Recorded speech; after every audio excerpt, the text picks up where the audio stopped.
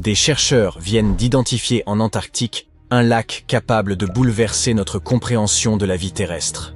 Après avoir foré une épaisse couche de glace, ils ont mis au jour de l'eau demeurée liquide, là où tout devrait être figé.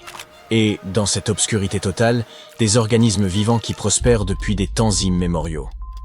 L'histoire débute lors d'une mission qui ajouta un site essentiel à la cartographie de l'Antarctique. Entre novembre 2019 et janvier 2020, une équipe progressant dans l'immensité gelée atteignit la zone nommée Lac Enigma. Ils pensaient fouler une vaste plaque de glace, mais leurs instruments révélèrent autre chose. Ils utilisèrent alors un dispositif de forage puissant, sondèrent patiemment couche après couche et détectèrent plus de 12 mètres d'eau liquide retenue sous la surface. Cherchant d'abord de la roche, ils découvrirent finalement, sous cette glace, un monde insoupçonné à l'endroit même où ils s'y attendèrent le moins. Les scientifiques, stupéfaits, ne se sont pas arrêtés à cette révélation et ont voulu déterminer l'origine de cette eau inattendue.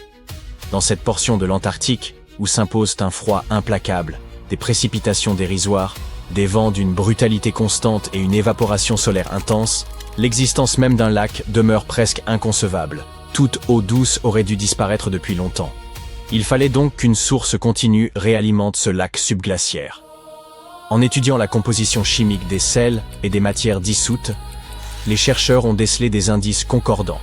Tout suggérait que le glacier amorphe voisin alimentait silencieusement le lac par un réseau souterrain insoupçonné jusqu'alors. Ainsi se révèle une découverte extraordinaire en Antarctique, dissimulée sous la glace et alimentée non par la pluie ou la fonte superficielle, mais par un flux souterrain qui parcourt silencieusement la planète. C'est grâce à cette alimentation secrète que, lorsque l'équipe a foré davantage, elle n'a pas seulement mis au jour de l'eau. Elle a dévoilé un écosystème enfoui, une forme de vie là où aucune n'était censée subsister. Et par vie, il ne s'agit pas d'être capable de nous saluer, mais de créatures minuscules, de structures infimes, de communautés microbiennes qui ont évolué dans un isolement absolu, protégées par l'épaisse chape de glace et confinées à leur refuge caché. Elles recouvrent le lit du lac de tapis microbiens complexes, non pas de simples amas d'algues, mais des formations structurées, comparables à des moquettes vivantes. Certaines s'étendent en voiles minces et hérissées, d'autres forment des couches épaisses et froissées, voire des structures arboriformes, atteignant une quarantaine de centimètres. Ces architectures, semblables à des images de science-fiction sur la vie de mondes lointains, ne sont pas de simples fragments d'ADN errant dans l'eau. Elles prospèrent, s'assemblent, se superposent et se transforment au fil du temps. Le fond du lac apparaît ainsi, tel le sol d'une forêt obscure, glaciale et éternellement ensevelie. Si la vie parvient réellement à s'épanouir sous 13 mètres de glace dans une quasi-obscurité, il devient clair que notre conception des lieux où elle peut exister doit être réexaminée. Nous ignorons également ce qui pourrait survenir si nous perturbions cet écosystème dissimulé. Que se passerait-il si nous y introduisions machines, présence humaine, ou même notre simple respiration? Ces microbes ont vécu dans un isolement total durant des millénaires, peut-être des millions d'années, sans contact avec le monde extérieur. Une intrusion pourrait les exposer à des organismes inconnus et compromettre leur survie. Alors que nous progressons dans ce domaine encore inexploré, la prudence s'impose. L'Antarctique constitue en effet un vaste recueil des secrets de l'évolution et de la survie, un ouvrage qu'il convient d'aborder avec soin. Ce continent continue de surprendre. Dans ces zones reculées apparaissent des créatures jamais observées, qu'il s'agisse d'animaux marins, aux formes étranges ou d'insectes adaptés au froid dont nul ne soupçonnait l'existence. Par exemple, les scientifiques ont observé une anémone de mer affectionnant la glace, suspendue à l'envers sous la plateforme glaciaire de Ross. Elle évoque une fleur fragile fixée au plafond, déployant ses tentacules dans une eau d'une froideur presque sentimentale. En dirigeant un robot sous la glace, les chercheurs ont mis au jour une espèce entièrement nouvelle. À cela s'ajoute une autre découverte remarquable. L'étoile à plumes fraises de l'Antarctique, un pompon flottant pourvu de 20 bras, dont le corps arbore une apparence évoquant, vous l'avez deviné, celle d'une fraise. Oh, et fait surprenant, l'Antarctique abrite également une immense nurserie de poissons, là où personne n'aurait songé à en trouver une, et même la plus vaste répertoriée sur Terre. Des chercheurs exploraient le fond marin de la mer de Weddell à l'aide de caméras qu'ils remorquaient pour en établir la cartographie lorsqu'ils ont aperçu des milliers, puis des millions de cuvettes identiques creusées dans le sédiment. Ces nids s'étendaient sur 240 km², formant un ensemble de 60 millions de structures, espacées de quelques dizaines de centimètres chacune. Tous appartiennent aux poissons des glaces Neopagetopsis iona, une espèce dite à sang blanc, dépourvue d'hémoglobine, la substance qui rend le sang rouge, mais néanmoins capable de survivre dans des eaux d'une froideur extrême. Dans chaque nid, un parent veillait sur quelques 1700 œufs. Les phoques de Weddell se nourrissant volontiers de ces poissons, cette vaste zone joue à la fois le rôle de nurserie et de véritable banquet pour les prédateurs alentours. Les poissons des glaces eux-mêmes dépendent d'un afflux d'eau plus chaude qui remonte des nutriments et du zooplancton microscopique. Il est remarquable que la colonie présente un bord net, une véritable ligne dans le sable, correspondant précisément au contour externe de cet afflux chaud, comme si l'évolution avait façonné un dispositif parfaitement ajusté. Une autre découverte en Antarctique, ayant profondément surpris les scientifiques, ne concernait ni un poisson remarquable, ni un os de dinosaure, mais quelque chose de probablement bien plus significatif pour la science, des bulles, de minuscules bulles anciennes, piégées à l'intérieur de ce qui pourrait être la glace la plus ancienne jamais extraite, âgée d'environ 1,2 million d'années. Avant cette trouvaille, les chercheurs possédaient des archives climatiques couvrant 800 000 ans, mais aspiraient à remonter plus loin dans le passé. Ils ont donc passé de nombreuses années à localiser l'endroit parfait où la glace pourrait livrer un récit continu. Certaines régions de l'Antarctique renferment des glaces de 3 à 4 millions d'années, mais elles demeurent fragmentaires, insuffisantes pour un enregistrement ininterrompu. En forant enfin au site adéquat, ils découvrirent des carottes de glace cristallines contenant des bulles ayant capturé l'atmosphère terrestre telle qu'elle était il y a plusieurs centaines de milliers d'années. En analysant cet air ancien, les scientifiques ne se contentent pas d'étudier les gaz. Ils peuvent identifier ce que respiraient nos lointains ancêtres, ce que la planète exhalait et comment se déroulaient les cycles de vie et de climat bien avant nous. La période située autour de 900 000 ans, scellée dans cette glace, pourrait correspondre à l'une des phases les plus critiques pour l'humanité. Selon des études génétiques, la population humaine aurait alors chuté à environ 1300 individus sur l'ensemble du globe. La cause exacte demeure inconnue, mais le climat pourrait y avoir joué un rôle déterminant. Ces bulles anciennes pourraient ainsi détenir les indices permettant de comprendre comment nos ancêtres ont survécu à l'un des chapitres les plus rigoureux de l'histoire terrestre, et peut-être comment nous pourrions affronter le prochain, dans un monde où la planète répète, sous de nouvelles formes, des scénarios éprouvants dont l'Antarctique nous offre les leçons. Une leçon que nous pourrions apprendre à nos dépens concerne ce qui se trouve sous la glace de l'Antarctique. Les scientifiques ont récemment révélé qu'un phénomène loin d'être tranquille se prépare sous ce continent. Il pourrait y exister des volcans, attendant silencieusement leur moment. Oui, vous avez bien entendu, des volcans ardents et enflammés, dissimulés sous des kilomètres de glace. Les chercheurs ont utilisé des simulations informatiques et constaté que, lorsque certaines portions de glace fondent, la pression qui maintient ces volcans diminue. Et alors, ils pourraient contribuer à la fonte d'encore davantage de glace depuis le dessous. Il s'agit d'une boucle auto-entretenue de chaos. La glace fond, le volcan se réveille, puis la fonte continue.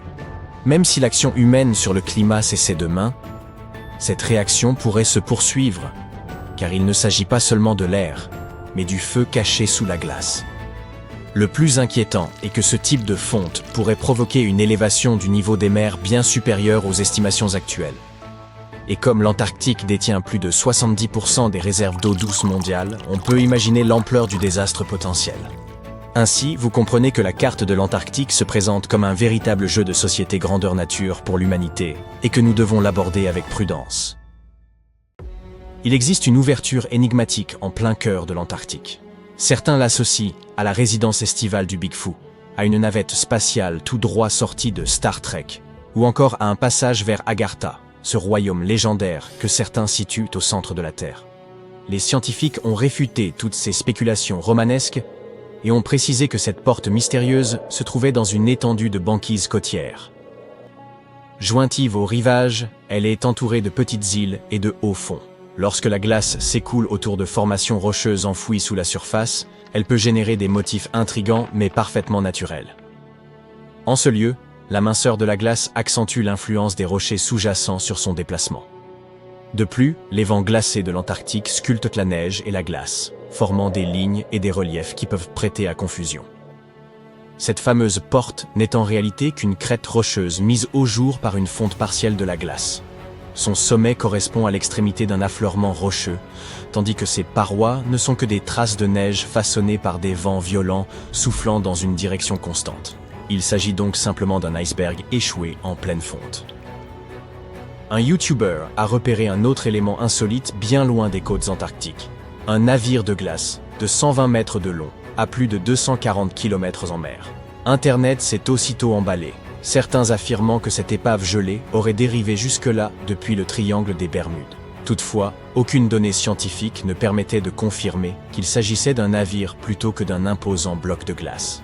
D'ailleurs, en examinant de nouveau la zone peu après, les internautes ont constaté qu'avec la fonte estivale, l'hypothétique vaisseau avait tout bonnement disparu. Une autre découverte intrigante sur Google Maps en Antarctique concernait une prétendue pyramide. Avant que vous n'imaginiez un scénario fascinant impliquant les anciens Égyptiens et une base secrète enfouie sous la glace, il convient de préciser qu'il ne s'agissait en réalité que d'une montagne. Elle appartient à la plus haute chaîne du continent, les monts Ellsworth, qui s'étendent sur près de 400 km. Ce n'est d'ailleurs pas la première formation rocheuse à avoir été comparée à une pyramide. Au cours de l'expédition antarctique britannique, des explorateurs avaient déjà identifié une pareille montagne et l'avaient baptisée la pyramide. Pourtant, cette dernière ne présentait même pas la silhouette caractéristique d'un tel édifice. Voici une découverte antarctique qui ne manquera pas de vous impressionner. Une immense plateforme glaciaire, celle de Dodson, dont les reliefs ont évoqué aux scientifiques ceux du Grand Canyon.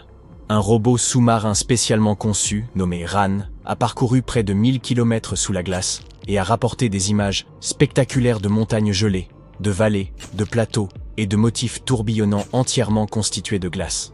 Parmi les éléments les plus surprenants relevés par RAN figuraient d'énormes cavités en forme de cuvette, atteignant parfois 300 mètres de longueur. Malheureusement, les chercheurs ont fini par perdre la trace du robot.